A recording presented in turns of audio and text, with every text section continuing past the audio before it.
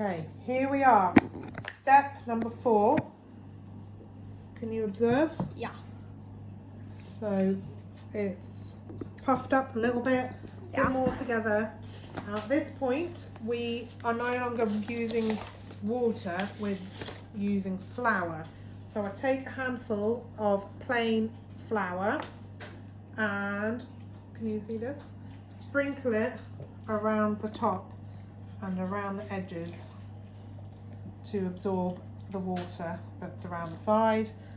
And I have a floured board.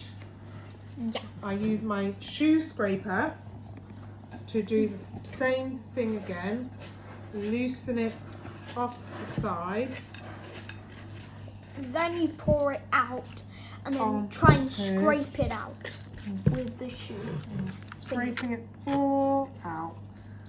Then eventually you're gonna get one giant big yummy sourdough. So you can see here that it's puffed up and there's much more air in it. Now this is actually to make 2 loaves of bread. So what I'm going to do is put some flour around a halfway mark and use my dough scraper to split it.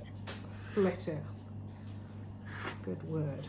To cut it in half. So put Then half that there blocky and half there, here. half there, half there. So now at this point with my half loaf, I'm going to stretch it out a bit, not quite to the extent that we were doing before, but I'm stretching it out a bit. And what I'm going to do is kind of stretch and fold, but also kind of shape it. So the bottom of it is floured, the top of it is still wet and sticky, and I've stretched it out a little bit. It's a bit splodgy, so I'm not going to stretch out much more. So I'm going to take the right side. Can you see this? And I'm pulling it over. Fold. You need to fold it. I'm folding it a bit like an envelope. So, and then I'm using my fingertips just to press that down. So you've got 2 sticky sides sticking together. Yeah. And now I'm pulling the left side. Yeah. Folding it over like an envelope. Yeah. And again, using my fingertips to kind of squash it together. And if you need more flour, just scrape some. Yeah, see, look, it's sticking here to the board.